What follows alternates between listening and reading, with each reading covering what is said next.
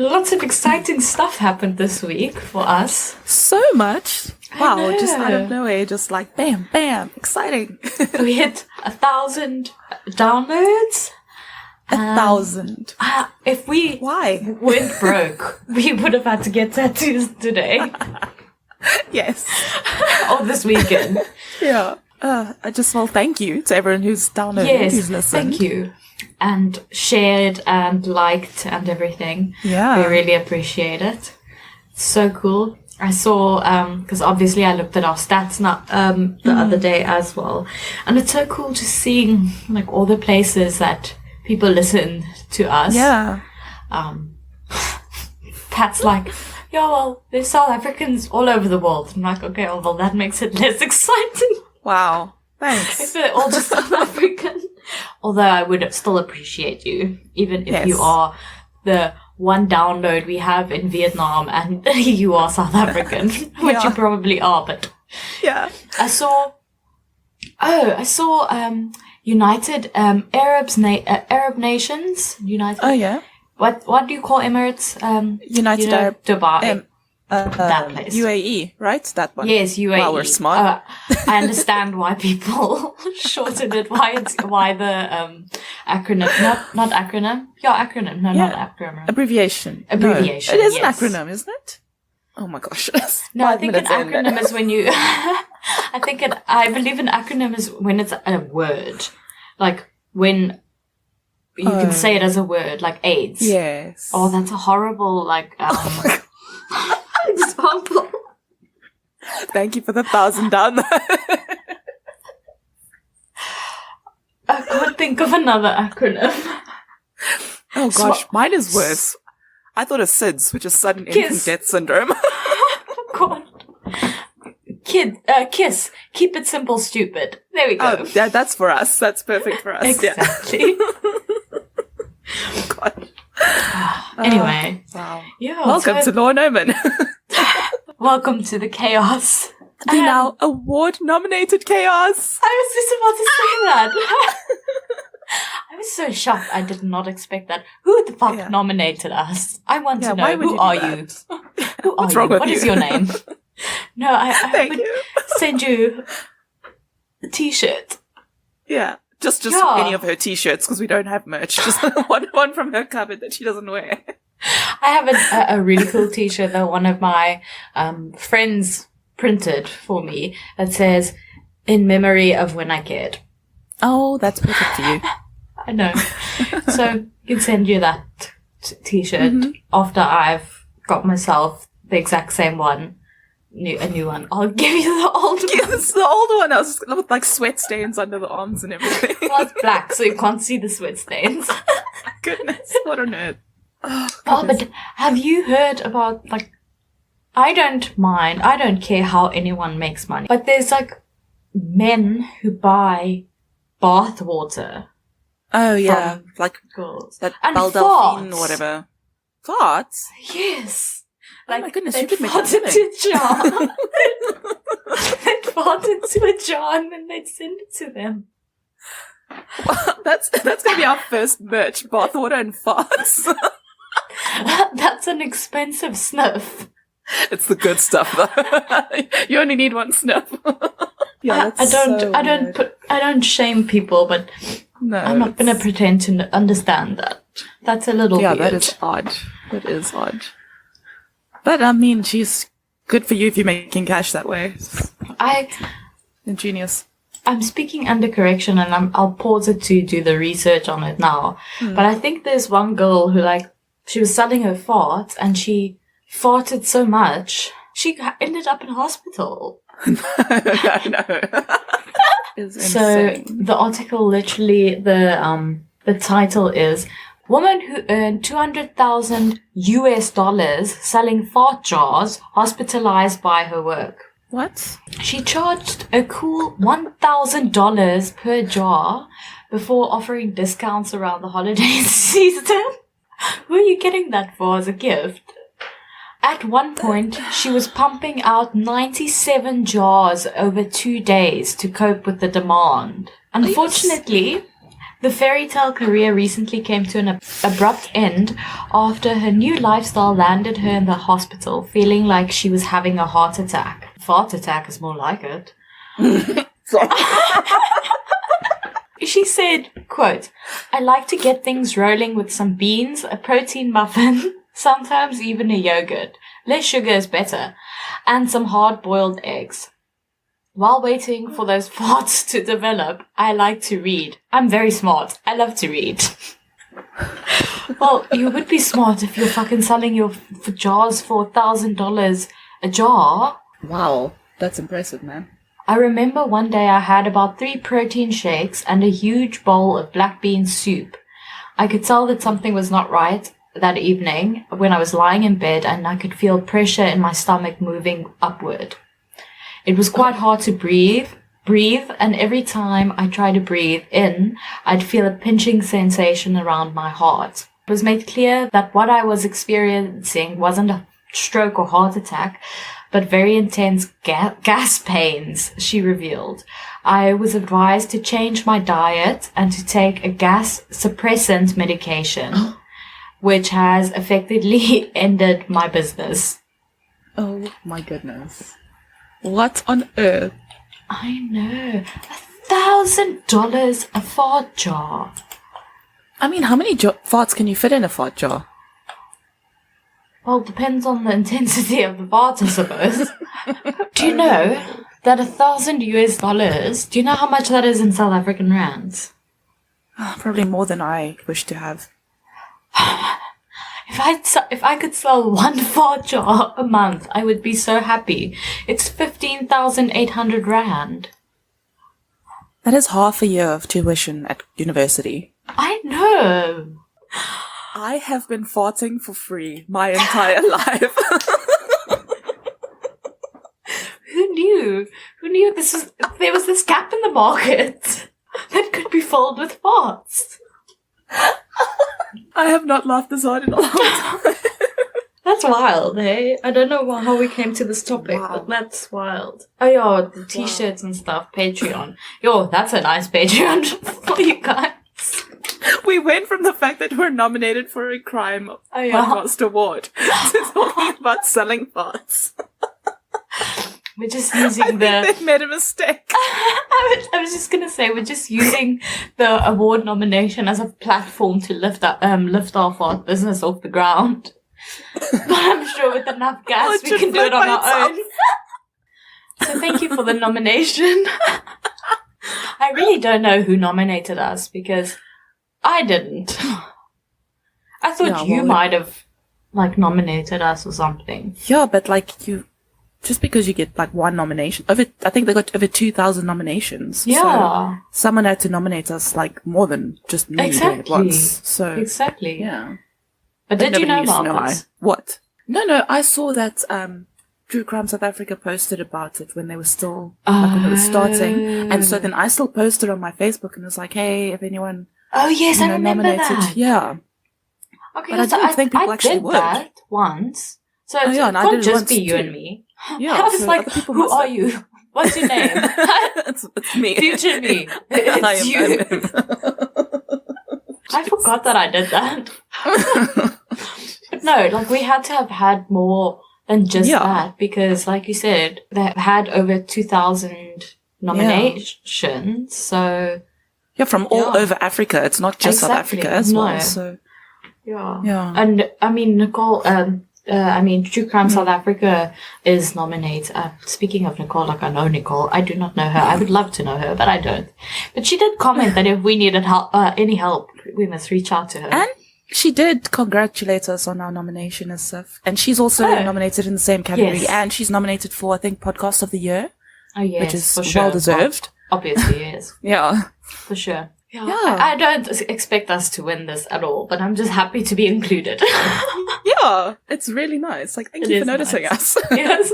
I've started a Twitter for us, and I've been posting our back episodes, just trying to catch up. And she shared onto her page 2 of them. So she's also because she wants to support. She's nice. So great. Yeah, she is great. Maybe at the award ceremony. which I think is September, then maybe we'll all be, I don't know, on like the YouTube live or something, and we can chat to her in the chat or something and become friends that way. Yes. I wonder... Yeah, I wonder if we're going to have to, like, be on video. Well, we're podcasters, so surely not. We can just be on the mic. Sorry. Yeah. They're probably like, please keep your face hidden. just keep your face to yourself, yeah.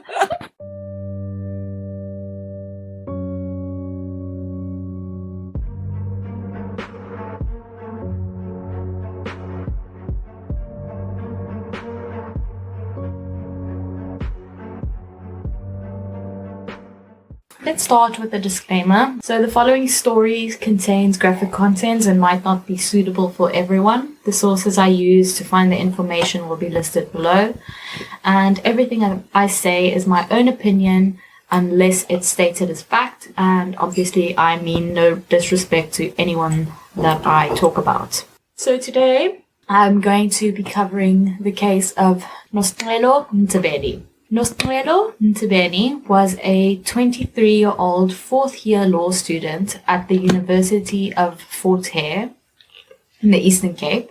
Another Fort Hare student, yeah, who, according to a classmate, dreamt of becoming an attorney and being able to provide for her family. Her mother was unemployed and her father was a street hawker. She was on her way to become the first person in her family to graduate, and she was due to graduate in April of this year, 2022. She was reserved in demeanor, but had very aspirational dreams. She also helped her father with farming and had a love for nature and agriculture, from one of her former classmates. Quote, a very quiet person to be around. She never said much. Her dream was to become an attorney and actually change the justice system that day in and day out is failing us, unquote.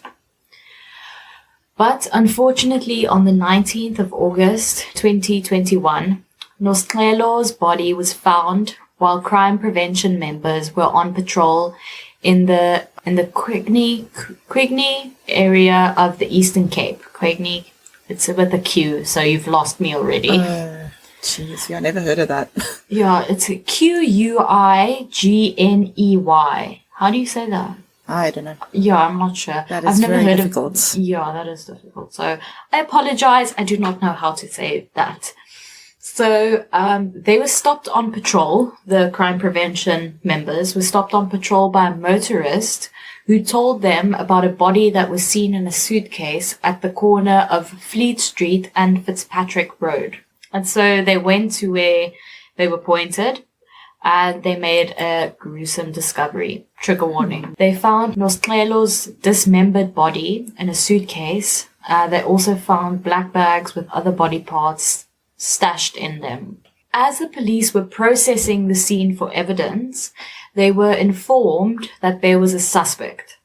A witness had spotted the accused leaving his home with a purple suitcase and a grey and black bag on the morning of his arrest and on the morning of the discovery. And these matched the bags that were found at the dumping site. They seemed to be the same bags that they described. The 25-year-old boyfriend of Nosicelo, Alutha Pasile, was arrested. So he was arrested, and shortly thereafter, he led the police to the 10-bedroom share house where he and Nosicelo had resided. And then another plastic bag with her remaining body parts, her head and her hands, were then discovered in his room, or the room that they shared. And there were other people living in this house as well. Obviously, it's a share house. So, and I know that after all of this happened, I saw a whole bunch of articles that said they were struggling to rent out the house after this whole ordeal happened. I think it's vacant at the, I don't know right now, but it was vacant for a very long time. They couldn't get any renters in. Oh my word. Okay, yeah. Makes sense.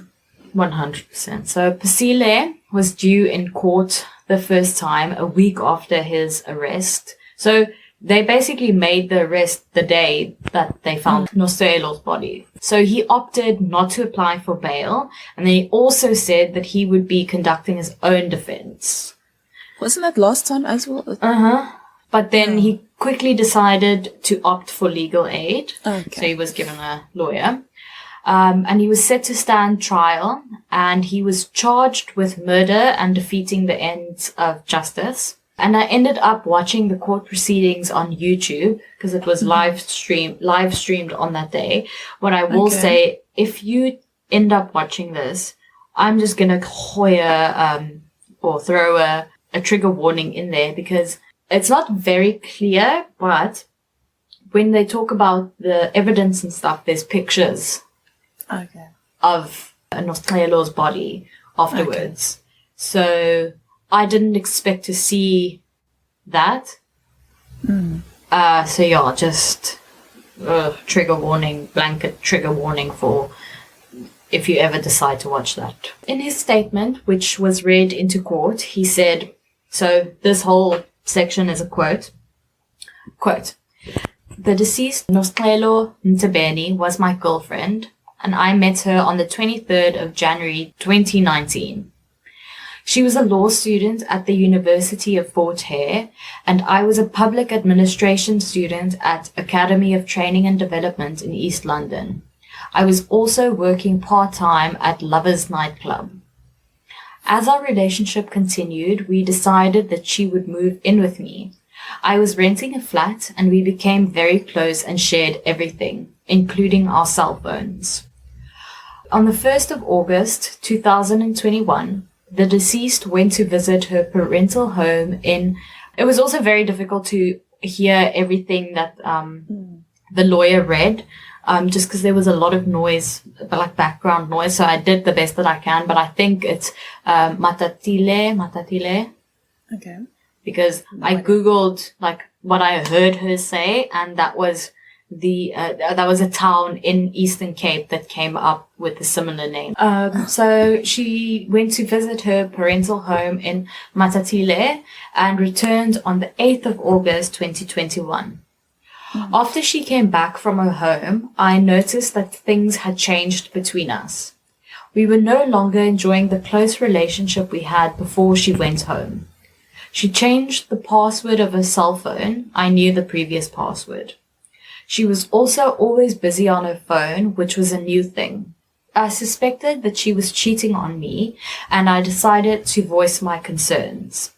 She denied that she was cheating on me. On the 16th of August 2021, we went to Kariga. Also, I'm not sure exactly if this is where they went. A similar situation to before. Couldn't really hear. And drank together, as we always did when we wanted to enjoy ourselves. When we were drinking along, I noticed that she was not paying attention to me, as she was constantly on her phone. I confronted her about that, and we ended up in an argument. We went to sleep without talking to each other. On the 17th of August 2021, the deceased woke up and went to the bathroom, leaving her cell phone behind. I took it and managed to break the new password. I checked her messages and saw that they had been deleted. I decided to look in the archives on her cell phone and came across messages saying, "I love you and miss you." The deceased came back from the bathroom and saw that I had her phone. I confronted her about the messages that I found on her phone. She came straight to me, wanting to take her phone. I then grabbed a knife, a trigger warning because it gets graphic. I grabbed a knife and stabbed her, but the knife fell as she was fighting back. I grabbed her and pushed her hard against the wall. She hit her head and fell face down. I noticed that she was bleeding from her head and not getting up. I saw that she was not breathing and then that she was dead. I panicked as I was afraid that I was going to be arrested and jailed for having failed the deceased. I then went onto the internet to research how to dispose of the body. I came across a video showing a body being dismembered, placed in a suitcase and thrown away. I decided to do this. I could not sleep that night And as a result, I bought myself a drug called tuk and used it for the first time in my life. But also, like, it's an upper, isn't it? Why? That's like taking cocaine to go to sleep. Yeah. I remained awake until the following morning. So... Okay. Maybe you couldn't... Yeah, well, you couldn't sleep because you fucking killed a person. And anyway. So I remained awake until the following morning, the 18th of August, 2021. I then went out to buy the tools that I saw being used in the video. A handsaw, paint, brushes, and masking tape. I didn't understand the paint or the brushes. I don't understand. Yeah. Like what, to paint over, like, blood stain? Like, that's what I also thought. I wasn't sure.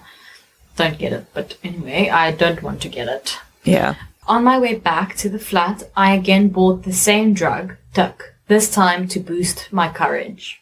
I then cut the body of the deceased into pieces and put them in the plastic bags before placing some of the body parts into a suitcase in the flat.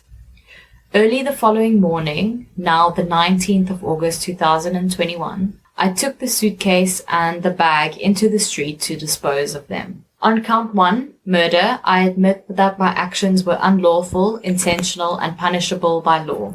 I agree that I foresaw that my action, pushing the deceased against the wall in the manner that I did, causing her to hit her head, could result in her death, and I coincide myself with that fate. I have no justification at all for my corner, and I admit to all the elements of the offense. On count 2, I admit that my actions were unlawful, intentional, and punishable by law. Even though I had smoked the drug tuk, I could appreciate the wrongfulness of my action and act in accordance with that appreciation. I admit all the elements of the offense.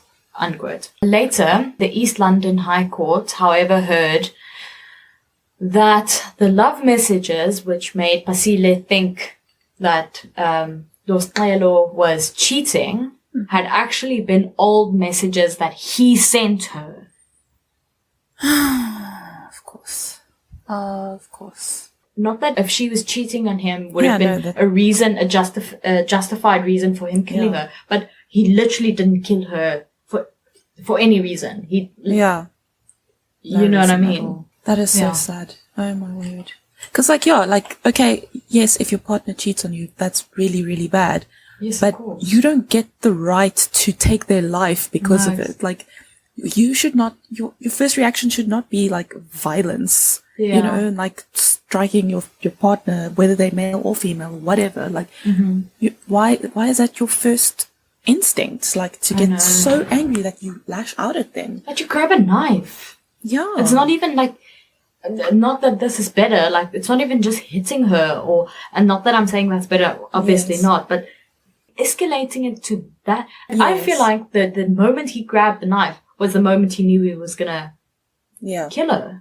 Why else would you be grabbing a knife? Exactly. Why do you go for a knife? Yeah, exactly. If you're not intending to use it, why are you going for it? Yeah.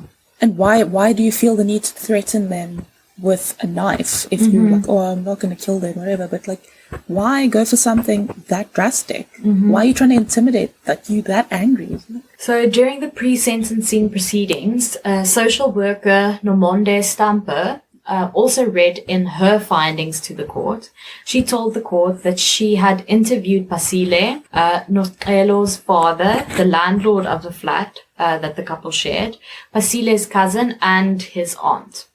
She said Pasile was shocked to realize the truth, that he had killed her for something that she didn't even do. But she agreed with the state prosecutor, Nikki Turner, that Pasile acted on mere suspicion when he killed Nosicelo.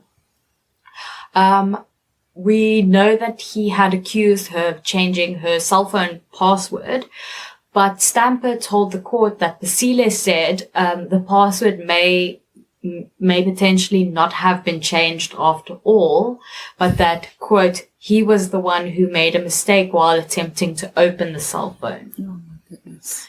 So Stamper told the court that Pasile said he loved Nosicelo, But based on his facial expressions when she asked him about her, she accused him of being a controlling boyfriend. So saw her more as a object of his possession than a person with her own thoughts, feelings, and identity, basically. Yeah. I mean, because that makes... Sorry, no, because that makes sense with, like, why is this password changed? And, like, that's the first thing you jump to. Like, this is changed, so you're trying to keep me out because you're doing something. Who else are you talking to? Like, that irrational craziness. Like, yeah. Oh, that is just so sad. I know. It's such a fucking sad case. Stamper added that Basile claimed he was being haunted in prison on a daily basis by a vision of Nosicelo dressed in a black dress and approaching him. From a distance, Nosicelo's head is intact and in vision, but as she walks closer to him, it starts falling off. Stamper said Basile believed that if Nosicelo's family could forgive him, the haunting visions might stop. Fuck you. You do not deserve their forgiveness. That's not a right that you get to, have, or something that you get to ask for. Yeah. I mean, if I was her, I'd be haunting the crap out of him as well. I hope he goes nuts because of it. According to Stamper, Basile had attempted to commit suicide twice while he was in custody.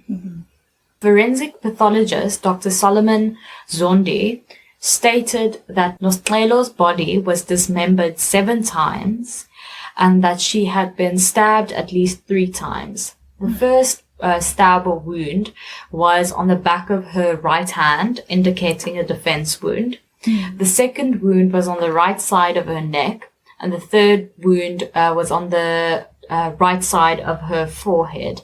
That was also quite a deep wound. I think it was it was either 2 centimeters deep or 2 centimeters long. I think it was 2 centimeters deep.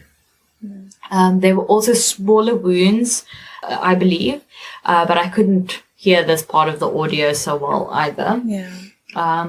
He did say that she also had some bruising around her eyelids, a fracture on her nose bridge. She had abrasions on the side of her head, and she had hemorrhaging in her cranium.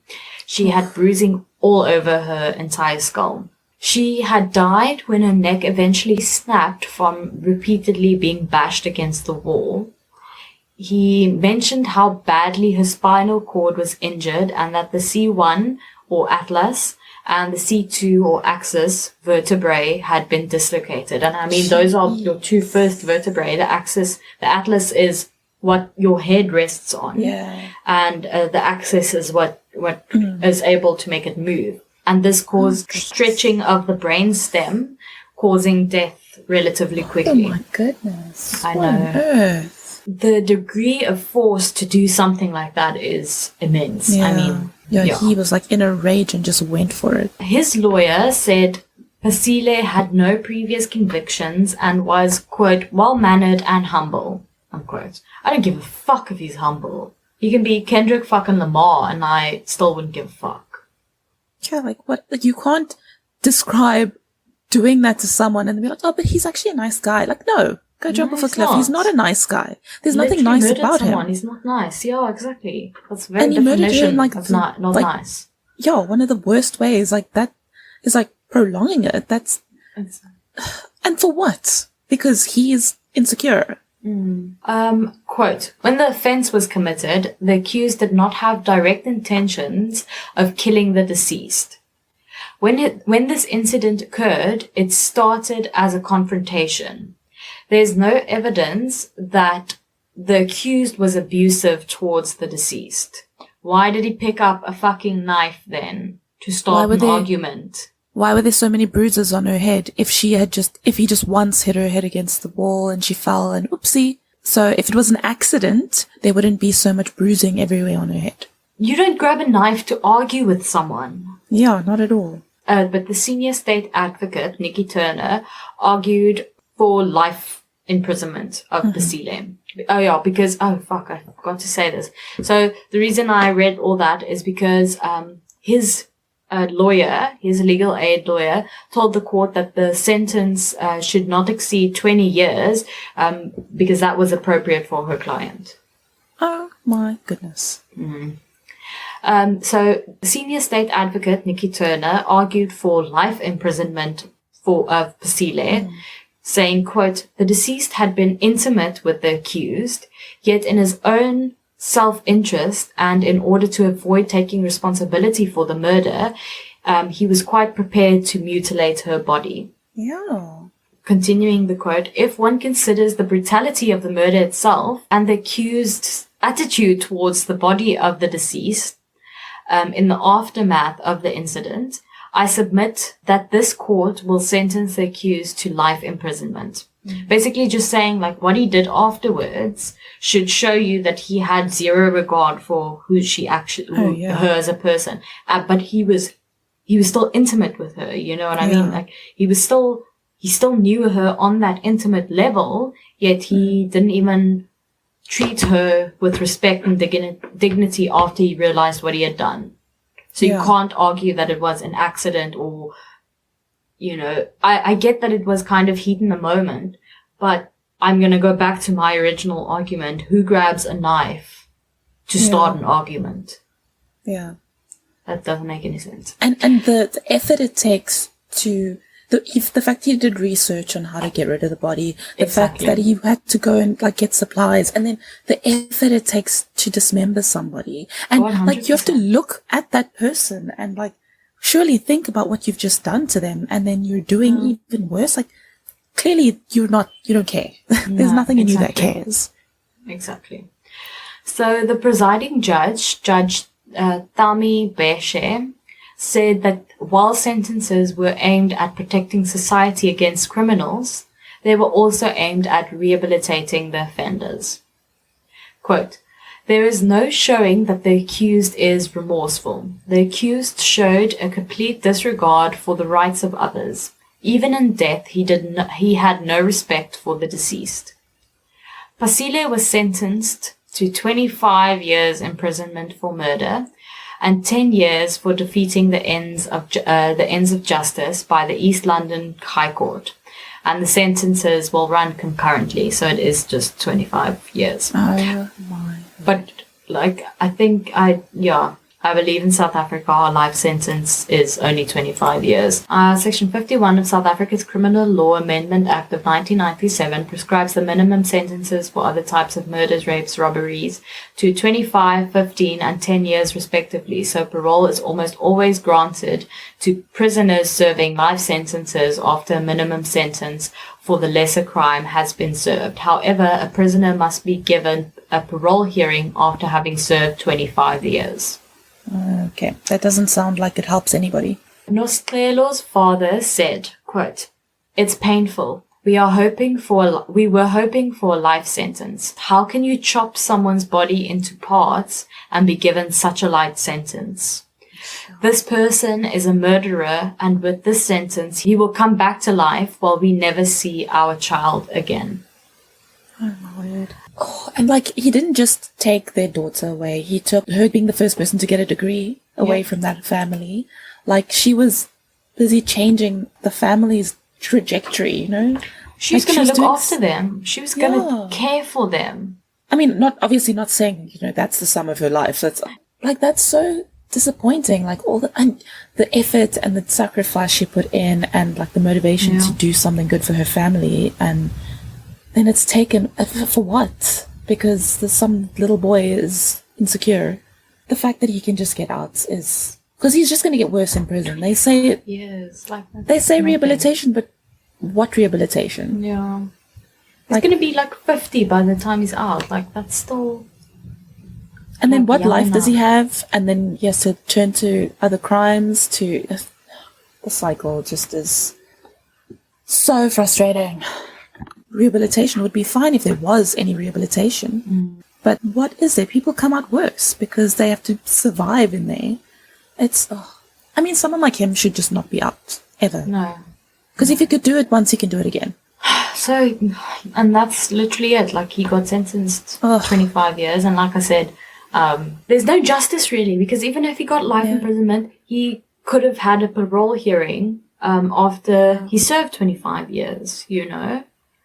So, but I guess the thing that makes it worse is he can apply for parole, but he can be rejected, where now he's given a 25-year sentence, and after the 25-year sentence, he's out. He's done. He killed someone, but he's done. He'll get out. Yeah.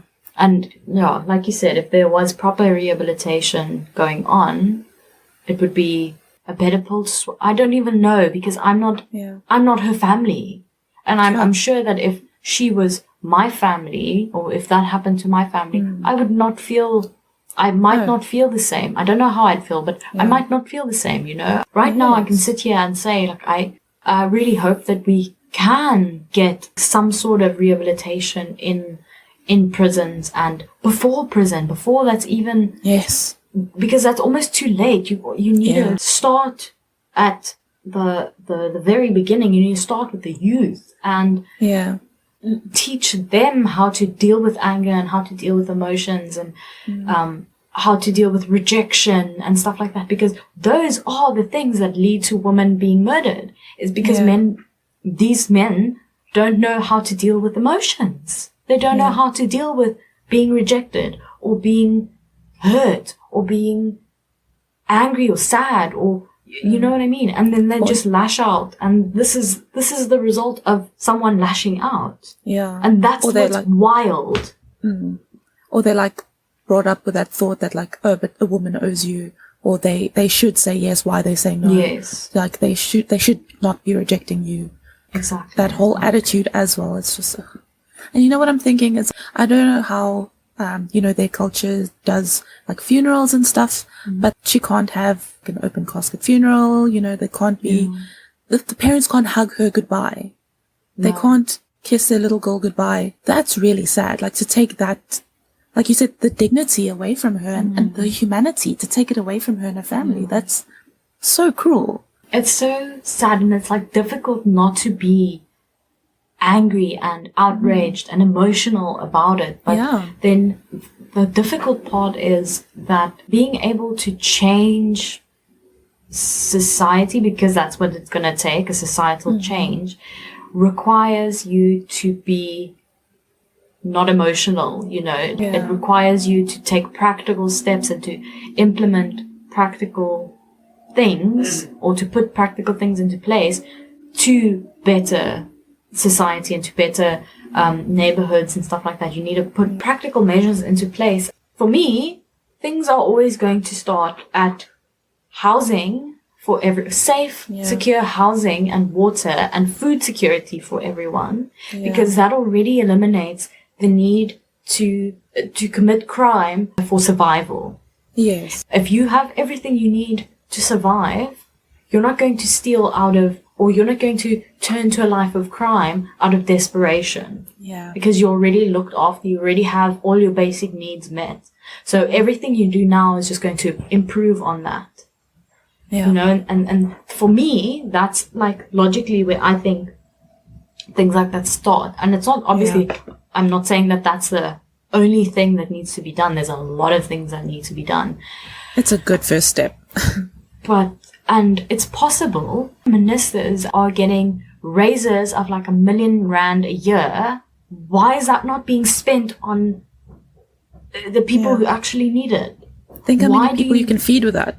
Exactly. Why do you need a raise of R1 million a year? The cabinet ministers are earning obscene amounts of money. Why?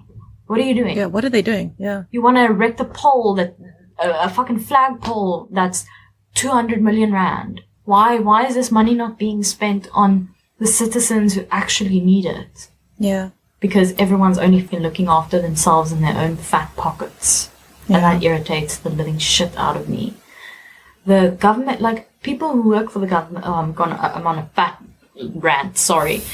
People who work in government, like parliament, like ministers and stuff like that, shouldn't be earning salaries like that. They should be earning a modest salary. Like, I'm not saying you should be earning peanuts, but that is ridiculous. Why do you need that type of money? Why do you need to live in a fucking mansion? Like, you're a public servant. Why are you taking and not doing anything in return? You're just taking.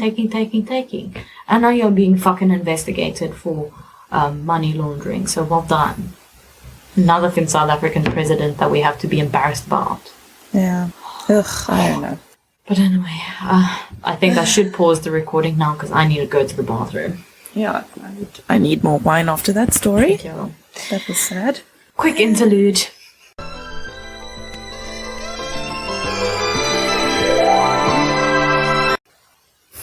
But anyway, let's not start a riot. We're not? Ah, Start a revolution. Whoop, whoop. That's the sound of the police. Nice. All right. So today I'm talking about Hotel Monte Vista, which is also a suburb in Cape Town. It's near Edgemead. Yeah.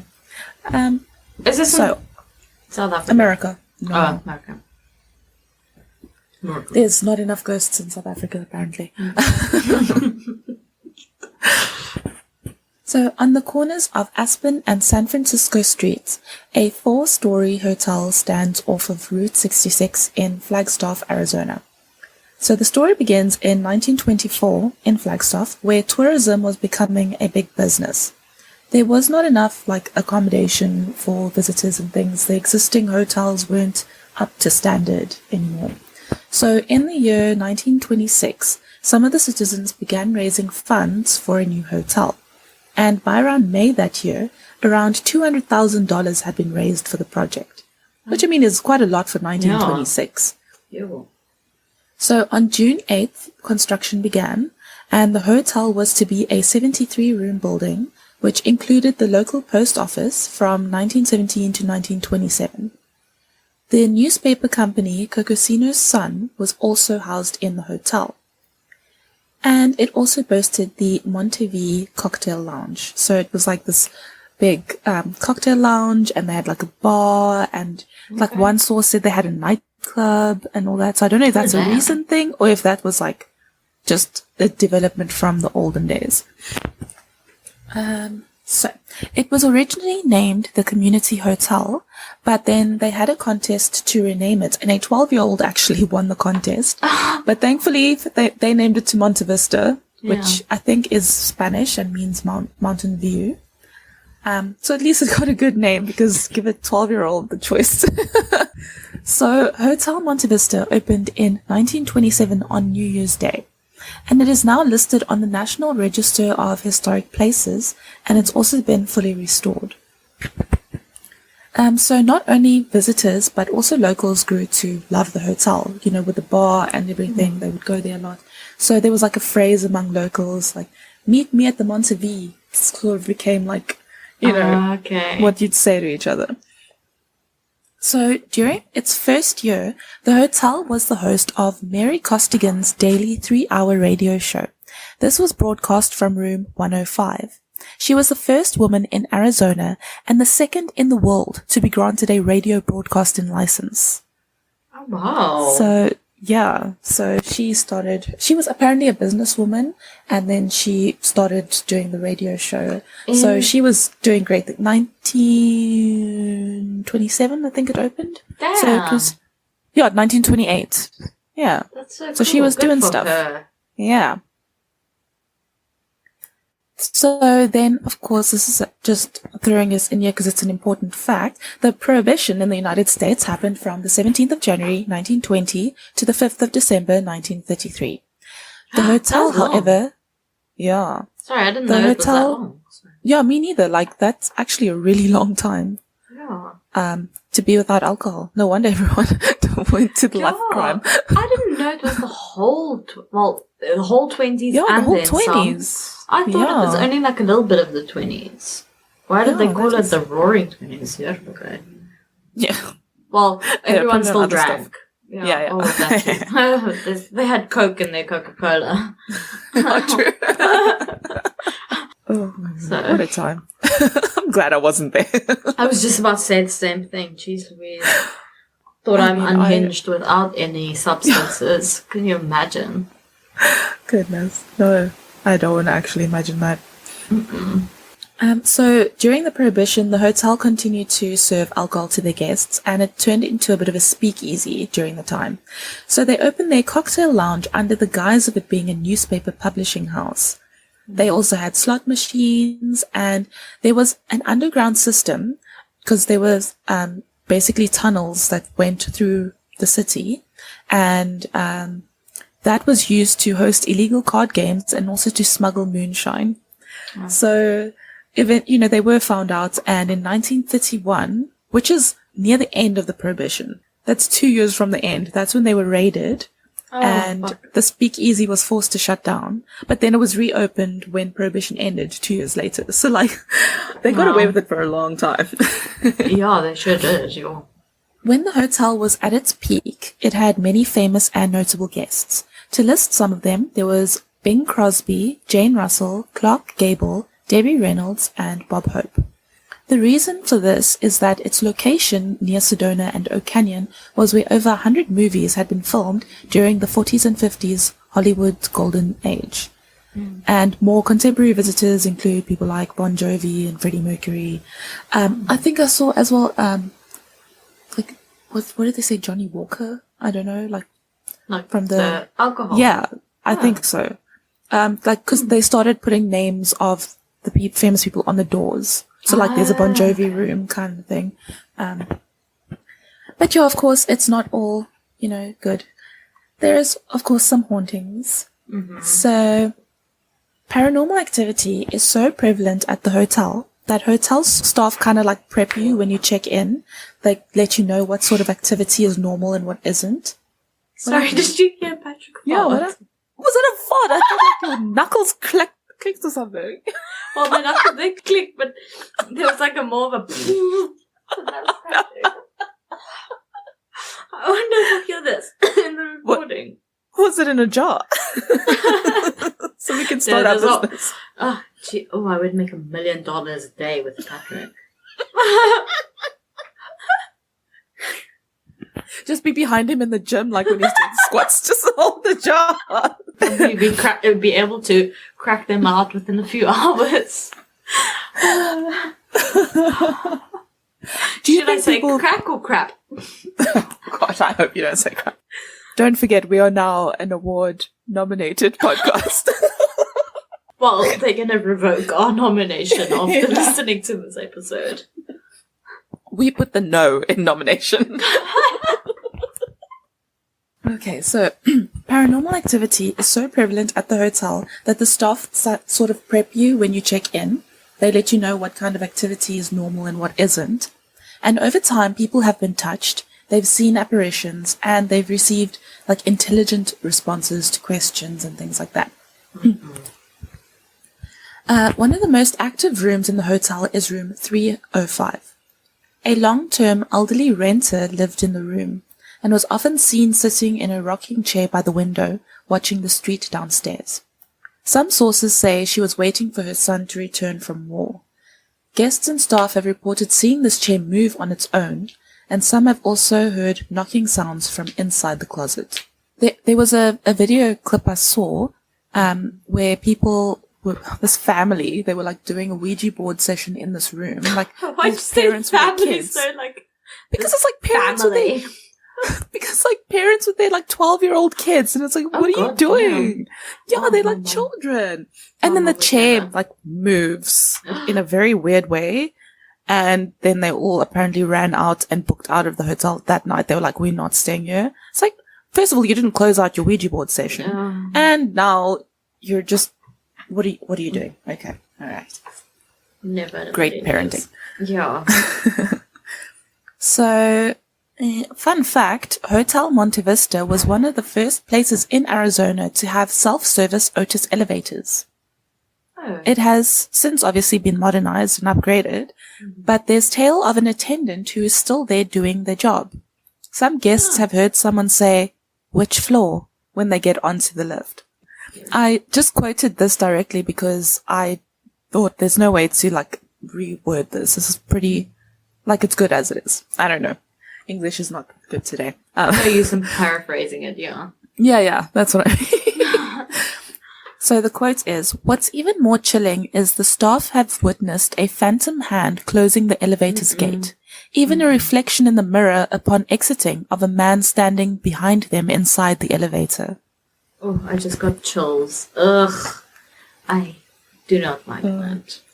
I mean, I don't like elevators in general, but... I know. I don't want to see a hand closing. Also, I don't want to go into an elevator that has a gate on it. Yeah, no, that freaks me out as well. No, thank you. Oof. What if I need to run out of the elevator, then I fucking run into the gate? Yeah. No, pointless. Oh, apparently, John Wayne stayed there, because also there was Gacy. No, the cowboy. Oh. I love you, like, Gacy. That face, oh my word, the concern. The cowboy. I didn't know there was a cowboy called John Wayne. You don't know John? Oh, okay. I don't know much about cowboys, to be honest with you, I mean, he was Woody. like a big...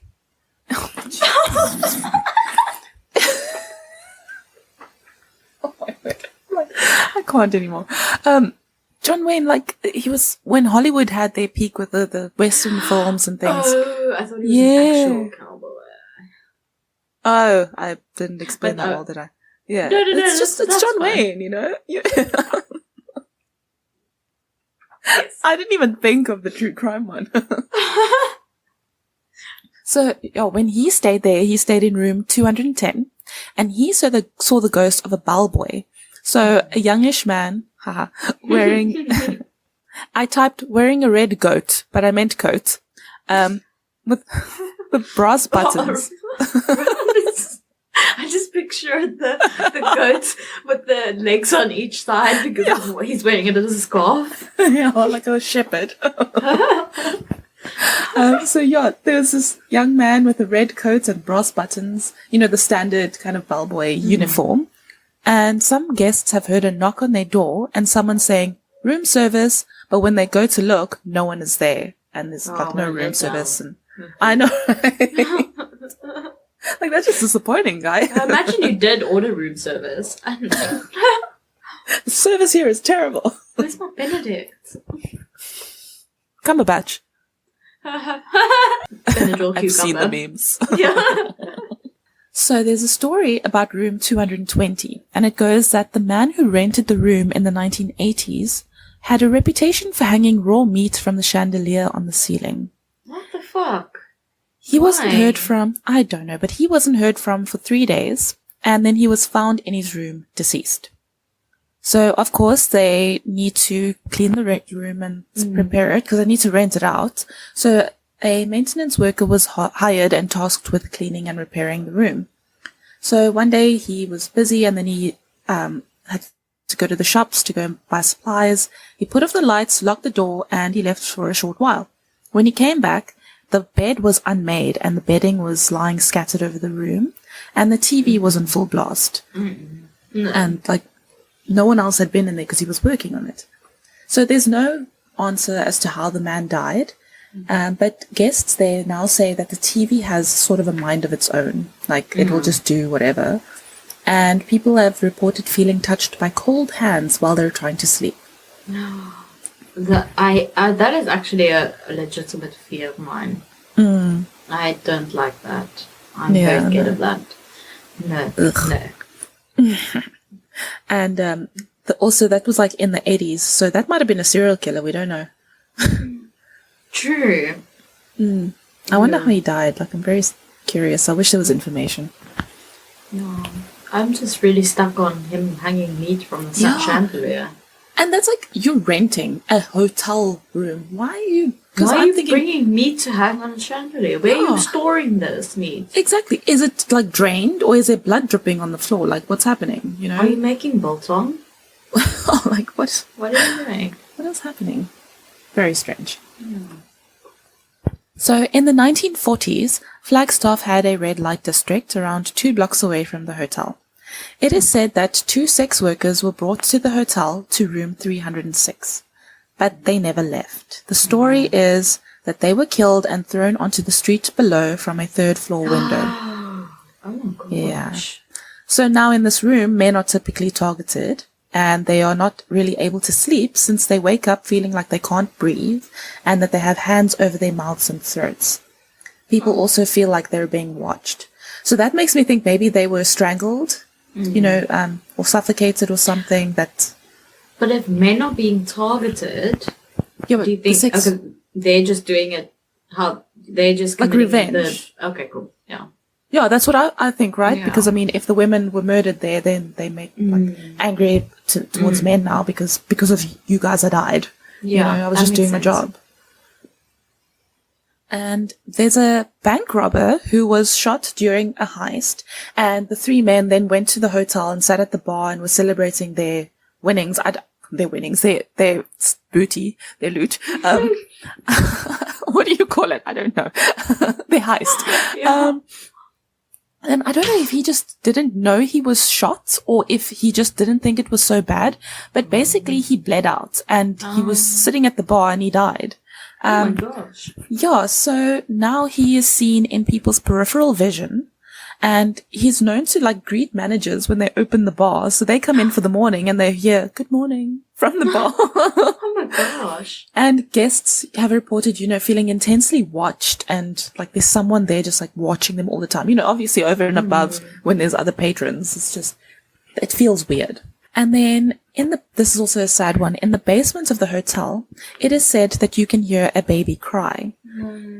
In like the empty basement. No one's there, nothing's there. You walk in and you hear a baby crying.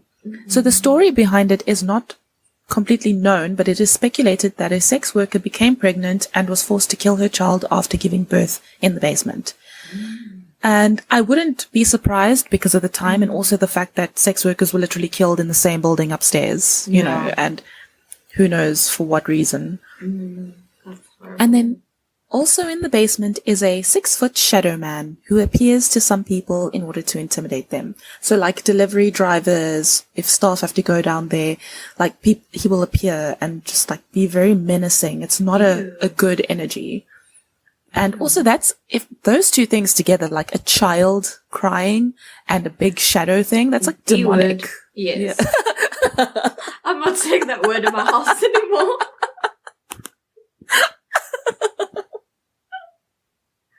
Douchebag. Yeah. I'm just gonna call them douchebags from now on. Yeah, that's a good one. Duty heads, yeah. Doo-doo head. Yeah, that's a good one for them, yeah. All right. Whoops. But, yeah. Yeah, so I was thinking that the first thing that I thought of when you said it, baby crying, was the D word. Yeah. Ugh. So throughout the hotel, there are reports of footsteps and whispers. Some people have heard things being moved around when no one is there. So, you know Jack Osborne, Ozzy Osbourne's son? Yeah. So he has a ghost hunting show with Katrina, I don't know. It's called Portals to Hell, apparently, on the Travel Channel. Yeah. So they did an investigation. I watched a short video of theirs when they went here. And in the cocktail lounge, the lady there was telling them about, you know, like drinks will fly off of the bar. One of the bars, like the drinks will just like fly off the bar. Like, they also, went into the room where the old lady's chair was, and I think they also tried to do a Ouija board session in there and didn't get anything, but yeah. There's a few videos. I didn't really find many good ones, sadly, but yeah, there are some if anyone's interested in watching. But yeah, it's quite an interesting building. I would like to see someone do an actual full investigation there, because especially in the basement, it would be really interesting to see who is there and why. Yeah. Because also, I didn't put this in, but I saw one of the sources said those tunnels that were under the city and things, those tunnels like built by the Chinese immigrants, you know, like that almost forced labor thing. Yeah. So, like they weren't treated well, and you never know if they were killed there, and you know, because of like the racism and all that crap. So you don't know, there's probably people buried in those tunnels as well. Probably. And if people were going so rowdy there and like drinking, you know, it's all illegal. They're drinking, they're gambling, they're sex workers. You don't know what really is going on there. For sure. And, you know, what happened in those tunnels and in the basement and stuff. So Definitely. I definitely think there's a lot more that happened there than just what's kind of trickled over into history and into ghost stories and stuff. Yeah. I would believe that there's a very dark history in places like that. Like always, where I almost feel like any place that excess amount of alcohol is involved, it's gonna end up in trouble. Yeah. In one way or another.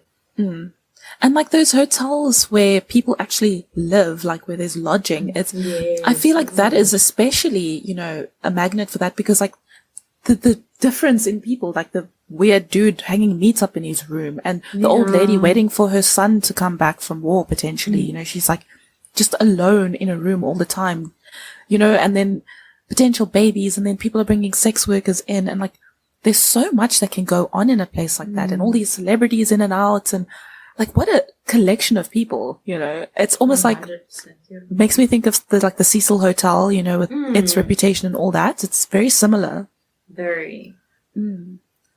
So yeah, that's the Monte Vista Hotel, the Hotel Monte Vista. I would like to go and see these places, but I wouldn't stay there. You do a daytime investigation and then go home. Yes, exactly that. I wouldn't even do an investigation because I wouldn't talk to the ghosts. How many crystals did you put in your bra when you went on the ghost walk for my birthday? I probably had a fair few in my pocket and in my bra. I don't think I had any in my bra because my boobs don't have the capacity to carry anything because it's too small. But in my pants pockets, definitely I had at least 3. That's where I like to keep my crystals too. In your pants pocket.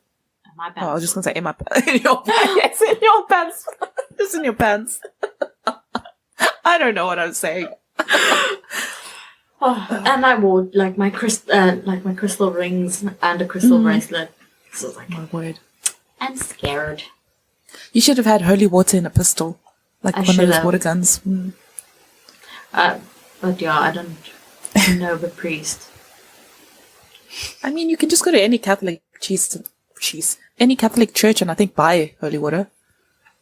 Do you need to buy it? Oh, capitalism at its fucking finest. I mean, how else is the Vatican going to keep it going, you know? With all its fucking money that it's plundered from invading everywhere. Over the years. That's where. All its wealth that it just buries in its, I don't know, basement. Under the Pope's hat. Catholic man. Under the Pope's hat. Oh man. Okay. I think I should have probably opened a window before we started. I think I'm like suffocating carbon monoxide. Yeah.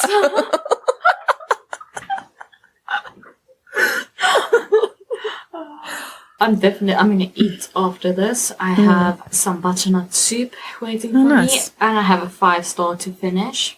Oh, nice. I love the 5 stars. They're probably my favorite, like, chocolate bar at the moment. Did you dip it in the butternut soup? Ew, no. What? Butternut soup is like sweet, right? I'm not a hooligan. Yes, you are. Thank you for listening. This was Law and Omen. And thank you for dealing with us. Yes, and you can find us at on our socials at Law and Omen. All of them. We on our website is lawandomen.com. Law and Omen. Law and Omen. And we have an email address which you can email us at. Please email us your listener stories, your requests, complaints. Just email us anything. Yes. We just want to hear from you. Yes. Let us hear from you. info@lawandomen.com. We post on every major platform, or all the platforms, even the minor ones, every Sunday. Vote for us for the... I was just going to say, once voting opens, the 1st of July, yes. Go to apva.africa, African Podcast Voices Association, I think it is. Yes, African, that one. And then vote for us. Thank you very much. We're in the crime category. Because this podcast is a crime. it is a crime to have this much fun doing something. Yeah, definitely. I was going to say that makes us money, but this does not make us money. No, we've literally made 4 cents on AdSense so far. I thought you were going to say we've literally made fuck all. Just a little bit more than that. But I would not change doing this for anything. Yeah, this is great. So great. And yeah, this was fun. Have a great week. I almost said have a great life. All that too. Stay safe and don't be a dick. Okay, bye. Love you, bye.